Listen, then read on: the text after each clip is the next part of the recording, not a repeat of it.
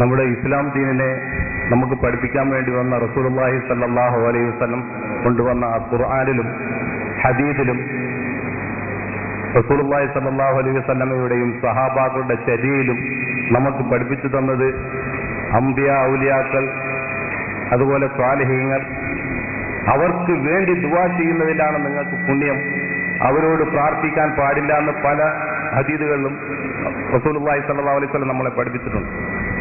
അതായത് അല്ലാഹുമ്മ അഗ്ഫിർ ലിൽ മുഅ്മിനീന വൽ മുഅ്മിനാത്ത് വൽ മുസ്ലിമീന വൽ മുസ്ലിമാത്ത് വൽ അഹ്യാഇ മിൻഹും വൽ അംവാത്ത്. ഹയാത്തിലിരിക്കുന്നവർക്കും മൗത്തായവർക്കും വേണ്ടി നിങ്ങൾ ദുആ ചെയ്യണം. ആ ദുആ നിങ്ങൾ ചെയ്താൽ അല്ലാഹു തആല നിങ്ങൾക്കും കൂലി തരും, ആ ചെയ്താൽക്കും കൂലി തരും. അതുപോലെ റസൂലുള്ളാഹി സ്വല്ലല്ലാഹു അലൈഹി വസല്ലമ പോലും പറഞ്ഞിട്ടുള്ളത് നിങ്ങൾ എനിക്ക് വേണ്ടി ദുആ ചെയ്യണം. അതായത് നമ്മൾ ബാങ്ക് വിളിക്ക് ശേഷം ഓതുന്ന ദുആ അല്ലാഹുമ്മ റബ്ബ ഹാദി ദഅവത്തി തമ്മ വസ്സലാത്തുൽ ഖായിമാത്തി മുഹമ്മദൻ വസീലത വൽ ഫദീല, അതായത് വസീല വൽ ഫദീല എന്ന പദവി ഞങ്ങളുടെ നബിക്ക് നൽകണേ എന്ന് നമ്മൾ റസൂലുള്ളാഹി സ്വല്ലല്ലാഹു അലൈഹി വസല്ലമക്ക് വേണ്ടി ദുആ ചെയ്യണം. അതുപോലെ റസൂലുള്ളാഹി സ്വല്ലല്ലാഹു അലൈഹി വസല്ലമ തിരുനാവ് കൊണ്ട് നമ്മളെ പഠിപ്പിച്ച സ്വലാത്ത് ഇബ്രാഹിമി സ്വലാത്ത്, അള്ളാഹുവിന്റെ ശാന്തിയും സമാധാനവും നമ്മുടെ റസൂലുള്ളാഹി സ്വല്ലല്ലാഹു അലൈഹി വസല്ലമക്ക് ഉണ്ടാകണേ എന്നും അതുപോലെ തന്നെ ഇബ്രാഹിം നബിക്കും കുടുംബത്തിനും നീ അനുഗ്രഹം ചെയ്തതുപോലെ ഞങ്ങളുടെ നബിക്കും കുടുംബത്തിനും അനുഗ്രഹം ചെയ്യണേ എന്നും നമ്മൾ ഒരു പ്രാവശ്യം അങ്ങനെ നബിയുടെ കുടുംബത്തിന് വേണ്ടിയിട്ടും നബിക്ക് വേണ്ടിയിട്ടും ഗുണത്തിന് വേണ്ടിയിട്ട് ഈ സ്വലാത്ത് ഓതിയാൽ അല്ലാഹു തആല നിങ്ങൾക്ക് 10 ഗുണം തരുമെന്നും ഇസ്ലാം പഠിപ്പിക്കുമ്പോൾ അവരെ വിളിച്ച്, നിങ്ങളിപ്പോ പ്രാർത്ഥന അല്ല എന്ന് പറയുന്നത് ഇൻഷാ അല്ലാഹ്, അവരെ വിളിച്ച് സഹായം തേടൽ, അതായത് അവരെ വിളിച്ച് സഹായം തേടാൽ ഇസ്ലാമിൽ എവിടെയാണ് തെളിവ്? അങ്ങനെ ഏതെങ്കിലും നബിമാർ ചെയ്തിട്ടുണ്ടോ എന്നാണ്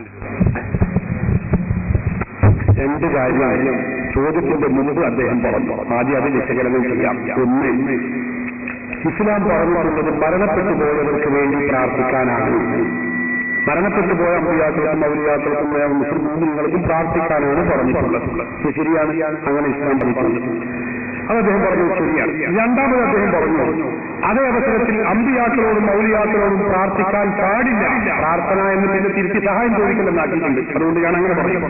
അമ്പിയാക്കളോടും ഔലിയാക്കളോടും സഹായം ചോദിക്കാൻ പാടില്ല എന്നാണ് ഇസ്ലാം പറഞ്ഞിട്ടുള്ളത് എന്നാണ് അദ്ദേഹം പറഞ്ഞത്. ആദ്യം ആമുഖം പറഞ്ഞത്. അതുകൊണ്ട് ഞാനത് വിഷയം ചെയ്യാൻ വേണ്ടി പെട്ടെന്ന് നമുക്ക് കാര്യങ്ങൾ ഗ്രഹിക്കാൻ വേണ്ടി ചോദിക്കുന്നു. നിങ്ങൾ ആദ്യം പറഞ്ഞത് ഓക്കെയാണ്. ഏത് മരണപ്പെട്ടവർക്ക് വേണ്ടി പ്രാർത്ഥിക്കണമെന്ന് ഖുർആൻ പറഞ്ഞിട്ടുണ്ട് എന്നത് ശരിയാണ്, അല്ലെങ്കിൽ ഇസ്ലാം പറഞ്ഞിട്ടുണ്ട്, ഹദീസ് പറഞ്ഞിട്ടുണ്ട്, ഞാൻ എതിർക്കുന്നില്ല, ശരിയാണ്. പക്ഷേ അമ്പിയാക്കളോടും ഔലിയാക്കളോടും സഹായം ചോദിക്കാൻ പാടില്ല എന്ന് ഖുർആൻ പറഞ്ഞിട്ടുണ്ട്, ഹദീസ് പറഞ്ഞിട്ടുണ്ട് എന്ന് നിങ്ങൾ പറഞ്ഞു. എവിടെയാണത് പറഞ്ഞത്? അതുകൊണ്ട് മൈക്ക് കൊടുക്കൽ പറയാൻ.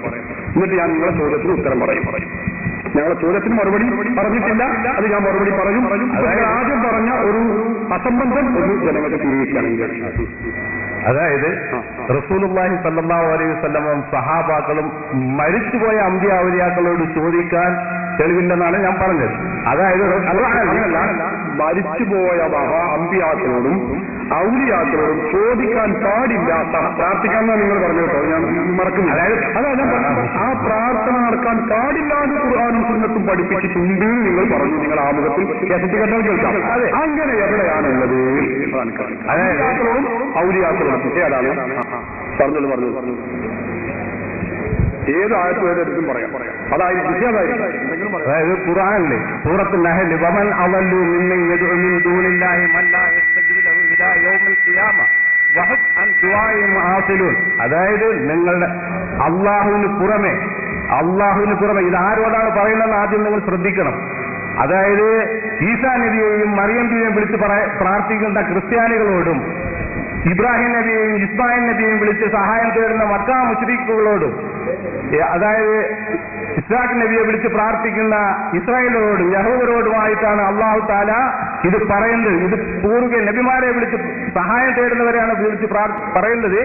അള്ളാഹുവിന് പുറമെ ഖിയാമത്ത് നാൾ വരേക്കും ഉത്തരം തരാൻ കഴിയാത്തവരെ വിളിച്ച് പ്രാർത്ഥിക്കുന്നവനേക്കാൾ വഴിപിഴച്ചവൻ വേറെ ആരുണ്ട്? വമൻ അളല്ലു മിമ്മൻ യദ്ഉ ദുആ, വിളിച്ച് ദുആ ചെയ്യുന്നവനേക്കാൾ വഴിപിഴച്ചവൻ വേറെ ആരുണ്ട് എന്ന് ഖുർആനിലെ. അത് മാത്രമല്ല, ലാ തസ്മഉ ദുആക്കും, നിങ്ങൾ അത് മാബൂദ് അത് ഇതൊക്കെ പറയുന്നുണ്ട്. പക്ഷേ വഫാത്തായവരെ അടുത്ത് നമ്മൾ സഹായം, അതായത് എന്നെ നരകത്തിൽ നിന്ന് രക്ഷിക്കണേ, എനിക്ക് കുഞ്ഞിനെ തരണേ, അങ്ങനെ യാതൊരു സഹാബാക്കളും യാതൊരു പ്രവാചകന്മാരും ഈ മുൻ കഴിഞ്ഞു പോയ, അതായത് മൗത്തായി പോയവരെ വിളിച്ച് പ്രാർത്ഥിക്കാത്തത് കൊണ്ട്, സഹായം തേടാത്തത് കൊണ്ടിട്ട് നമുക്ക് മുസ്ലിങ്ങൾക്ക് അത് അനുവദനീയമല്ല, അത് ശിർക്കാണ്. അത് നമ്മൾ പ്രസ്താവന പിന്നെ നടത്താം. നമ്മളിപ്പോ പ്രസ്താവിക്കണ്ട, നമ്മൾ തീരുമാനിച്ചിട്ട് പ്രസ്താവന നടത്താം. നമ്മളെ വിഷയത്തെന്താണ്? അമ്പിയാക്കളോടും ഔലിയാക്കളോടും സഹായം ചോദിക്കാൻ പാടില്ല എന്ന് ഖുർആൻ പറഞ്ഞിട്ടുണ്ട് എന്നാണ് നിങ്ങളൊരു വാദം. രണ്ട് വാദമാണ് പറഞ്ഞത്. ഒന്ന് ഞാൻ സമ്മതിച്ചത് ചർച്ചയില്ല. രണ്ടാമത്തെ വാദം അമ്പിയാക്കളോടും ഔലിയാക്കളോടും സഹായം ചോദിക്കാൻ പാടില്ല എന്ന് ഖുർആൻ പറഞ്ഞിട്ടുണ്ട് എന്നാണ് നിങ്ങൾ പറഞ്ഞത്. അപ്പൊ ഞാൻ ചോദിച്ചു, അത് ഖുർആനിലെവിടെ, അതിന് ആയത്തെവിടെ, ഹദീസ് എവിടെ? അപ്പൊ നിങ്ങൾ പറഞ്ഞു എന്നൊരു തെളിവ് സൂറത്തുൽ അഹ്സാബിലെ 5-ാമത്തെ ആയത്ത്, വമൻ അളല്ലു മിമ്മൻ യദഉ മിൻ ദൂനില്ലാഹി മൻ ലാ യസ്തജീബു ലഹു ഇലാ യൗമിൽ ഖിയാമത്തി വഹും അൻ ദുആഇഹിം ഗാഫിലൂൻ എന്ന ആയത്താണ് തെളിവ് എന്നാണ് നിങ്ങൾ പറഞ്ഞത്, അല്ലേ? ഞാൻ ചോദിക്കും, ഈ ആയത്തിൽ അമ്പിയാക്കളോടും ഔലിയാക്കളോടും സഹായം ചോദിക്കാൻ പാടില്ല എന്നാണെന്ന് ഈ ആയത്തിന്റെ ഏത് പദത്തിന്റെ അർത്ഥമാണ്? ഒന്ന് വിശദീകരിക്കും. മുസ്ലിയാരെ, ഈ ആൾക്കാരെ പൊട്ടം കളിപ്പിക്കുന്ന പണി നിർത്തണം. കാരണം ഞാൻ നേരത്തെ പറഞ്ഞില്ലേ, അല്ലാഹു തആല ഇബ്രാഹിം നബിയെയും ഇസ്മായിൽ നബിയെയും പ്രവാചകന്മാരെ വിളിച്ചു സഹായം തേടുന്നവരെയാണ് അവർക്ക് നാശമെന്നും നഷ്ടമെന്നും നരകത്തിലെന്നും അല്ലാഹു തആല പറയുന്നത്. എന്നിട്ട് ഔലിയാക്കളടുത്ത് ചോദിക്കേണ്ടാണ് എവിടെയാ ഉള്ളത്, അമ്പയാക്കളടുത്ത് ചോദിക്കാനാണ് എവിടെയാണുള്ളത്. ഇത് ഏത് സാധാരണക്കാരനും മനസ്സിലാവുന്ന രീതിയാണ്. അതായത് അല്ലാഹു തആല നബി മുഖേനയാണ് പറയുന്നത്. നബി മുഖേന പറയാണ് ഈ നബിമാരെ വിളിച്ച് സഹായം തേടുന്നവരെയാണ് പറയുന്നത്. അതുകൊണ്ടിട്ട് ആ പ്രവാചനക്കളെ എത്രയോ താഴെയുള്ളവരാണ് ഔലിയാക്കളൊക്കെ. ആ ഔലിയാക്കളെ വിളിച്ച് തേടേണ്ടാന്ന് എവിടെയാ തെളിവുള്ളതെന്ന് പറഞ്ഞാൽ ഞാൻ സൂറത്ത് അൽ-കാഫിലെ 102-ാമത്തെ ആയത്തെടുത്ത് ഖുർആനിലെ ആദ്യം മുതൽ അവസാനം വരെയുള്ള എല്ലാത്തിനും ചർച്ച ഇതൊന്നും പ്രശ്നമില്ല. അപ്പൊ ചർച്ച ചെയ്ത ഒരാഴ്ച അതൊന്ന് തീരുമാനാക്കുക. അപ്പൊ ഒരു കാര്യം മനസ്സിലായി, വമന്റെ കൊണ്ട് മുൻമന്റെ ദൂരില്ലാഹി എന്ന് പറയുന്ന ഈ ആയത്തിൽ, ആ ആയത്തിൽ സഹോദരന്മാരെ ഇങ്ങനെ അമ്പിയാക്കളെയും ഔലിയാക്കളെയും വിളിച്ചു പ്രാർത്ഥിക്കാൻ പാടില്ല എന്നില്ല എന്ന് അയാൾ സമ്മതിച്ചു. പിന്നെന്താണുള്ളത്? മൂത്രവക വിശദീകരണമാണ്. അത് അറിഞ്ഞത് എങ്ങനെയാണ്? മൂത്രവക ഭാഗങ്ങളാണ്. ഖുർആനിലെ ആയത്തിൽ അങ്ങനെയാണ്. ഉറപ്പാണല്ലോ. വമന്നവന്റെ മുൻപന്റെ റസൂലല്ലാ ഈ ആയത്തിൽ അമ്പിയാക്കളെയോ ഔലിയാക്കളെയോ വിളിച്ച് സഹായം ചോദിക്കാൻ പാടില്ല എന്ന് ആയത്തിലില്ല.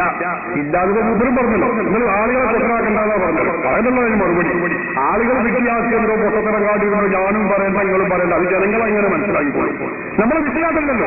ഈ ആയത്തിൽ എവിടെയാണ് പറഞ്ഞിട്ടുള്ളത് എന്നായിരുന്നു എന്റെ ചോദ്യം. ഈ ആയത്തിലെ ഏത് പദത്തിന്റെ അർത്ഥമാണത് എന്ന് എനിക്കറിയേണ്ടത്.